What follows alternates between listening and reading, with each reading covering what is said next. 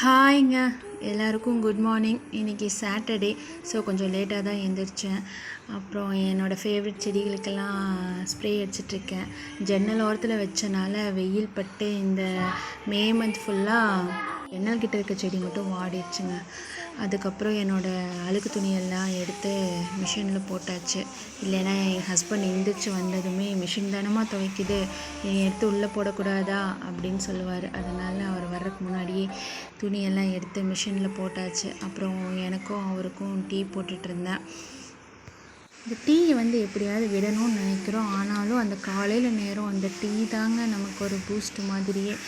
அப்புறமா கரும்பு சக்கரை தான் எப்போவும் போடுவேன்னு கிடையாதுங்க. வெள்ளை சக்கரை தீர்ந்துச்சுன்னா அதான் அந்த கரும்பு சர்க்கரையில் கை வைக்கிறதே. இந்த பாட்டில் பார்த்திங்கன்னா நான் டிமார்ட்டில் தான் வாங்கினேன். எனக்கு இப்போல்லாம் இந்த கண்ணாடி பாட்டில் மேலே தான் ஒரே ஆசையாக இருக்குது. எங்கே போனாலும் அந்த மாதிரி பாட்டில்ஸ் வாங்கிடுறது.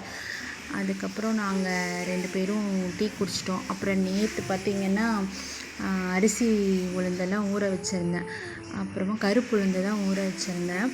கருப்பு உளுந்து பார்த்திங்கன்னா நல்லா ஒரு 2-3 வாட்டி அலாசி, ரொம்பலாம் அந்த கருப்பு போகிற அளவுக்கெல்லாம் எடுக்க மாட்டேங்க. ஒரு 2-3 வாட்டி நல்லா அலாசினதுமே நல்லா அலாசிக்கணும். அலாசிட்டேன்.